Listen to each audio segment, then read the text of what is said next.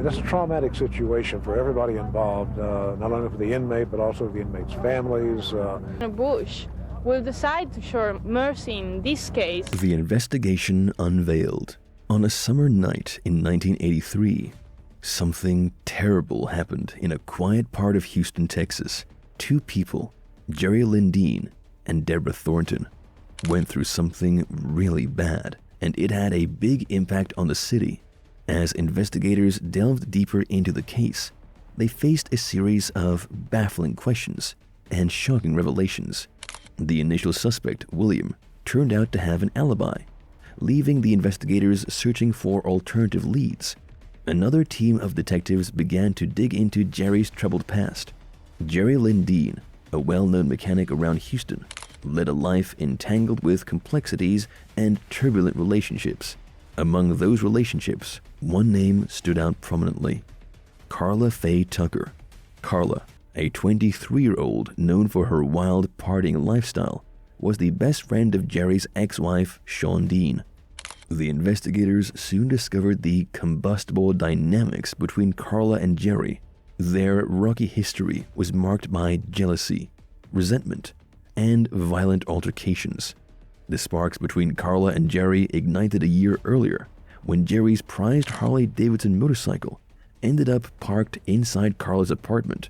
Oil had seeped onto her carpet, sparking a furious confrontation that led to Jerry's ejection from her residence. Over the next few months, their animosity intensified. Carla and Shawn embarked on a road trip to follow their favorite bands, provoking Jerry's jealousy. Discovering a photo album of Carla and Shawn's, Jerry engaged in a destructive rampage, stabbing every image of Carla, including the sole picture she had with her mother. Carla vowed to teach Jerry a lesson.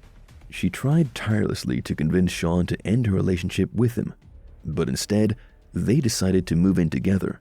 In February 1983, Shawn and Jerry married, fueling Carla's determination to sever the connection between them. Despite their marriage, Carla remained resolute in her belief that Jerry was not the right match for Shawn. Their tumultuous relationship reached a breaking point when, 1 month after their wedding, Shawn stopped by Carla's new home to pick up her jacket. When Carla discovered that Jerry was parked outside, her fury erupted. She dashed out of the house and allegedly struck Jerry in the face, breaking his glasses.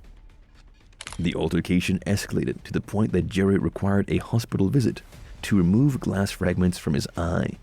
Investigators learned that Shawn and Jerry divorced in June 1983 due to abuse allegations and their stark lifestyle differences.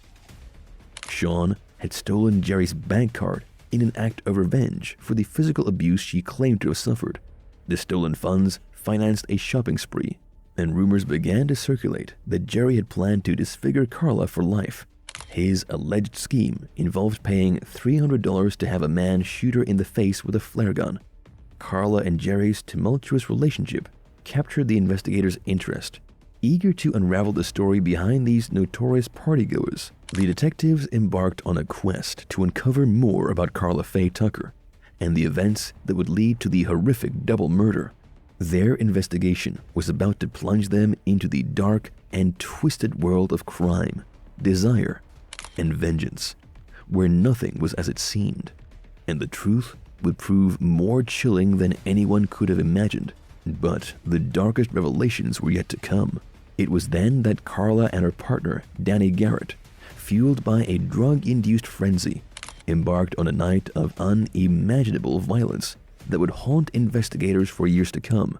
On June 13, 1983, Carla and Danny's relentless descent into darkness reached its nadir. It was a night marked by an unrelenting torrent of brutality that would forever stain the pages of criminal history. 2 lives were about to be brutally extinguished in a ghastly frenzy that defied reason. Carla's bloodlust had become insatiable, and that night, she found herself teetering on the precipice of madness. Under the influence of drugs and driven by an uncontrollable rage, she and Danny decided to act on their sinister impulses.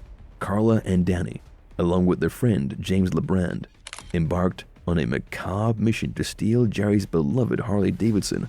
What began as a simple act of theft would soon spiral into an unimaginable bloodbath, fueling Carla's unquenchable desire for violence.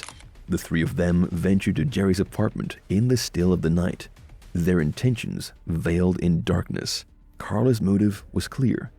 She yearned to make Jerry pay for every perceived injustice he had inflicted upon her. The horrors that would transpire within those walls were beyond comprehension. In the early hours of that ominous Monday morning, Carla, Danny, and James gained access to Jerry's apartment with a set of house keys stolen weeks earlier. They entered undetected. Carla's initial plan may have been theft, but what followed was an eruption of brutality that defied explanation. Jerry Dean, asleep in his room, was about to become the first victim of their drug-fueled frenzy. Carla and Danny's savage attack began, leaving a trail of unspeakable violence in its wake. The cruelty they unleashed would forever be etched into the annals of criminal horror. As Carla straddled Jerry, an unsettling revelation unfolded. The sight of his impending demise aroused her. In her drug-induced delirium, the line between sanity and madness blurred.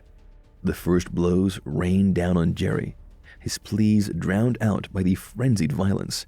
Danny's final fatal blow sealed Jerry's gruesome fate. He was now lifeless, a mere memory of the man who had once crossed paths with Carla, unknowingly kindling the flames of her malevolent desires. But as the bloodlust subsided, Carla's drug-induced madness began to wane. She glanced around, and to her shock, she saw another figure in Jerry's bed. Her murderous frenzy had blinded her to the presence of another soul sharing the room. A woman lay before her, a silent witness to the unspeakable violence that had unfolded. In the cold, dimly lit room, Carla locked eyes with a terrified woman. Panic coursed through her, but Danny was quick to rekindle the flames of rage. Fueled by the intoxicating cocktail of drugs and madness, Danny re-entered the room, ready to deliver his own brand of savagery. The woman, who had awoken to the nightmare scene, found herself ensnared in a struggle for her life. The pickaxe, once an instrument of Jerry's demise, now became a weapon of terror in the hands of Danny. He swung it relentlessly, each blow leaving an indelible mark on the woman's body. The room bore witness to an unending symphony of brutality, as the line between life and death blurred into oblivion. The final blow pierced the woman's heart, silencing her cries forever. Carla and Danny had extinguished 2 lives in a night of unparalleled horror. Their insatiable bloodlust had led them down a path of darkness from which there could be no return. The investigators had their evidence, a chilling confession that would lay bare the unfathomable horrors of that night. The night of June 13th, 1983 had etched a tale of violence, desire, and madness into the annals of criminal history. The investigation was far from over, and the truth that awaited them was more terrifying than anyone could imagine.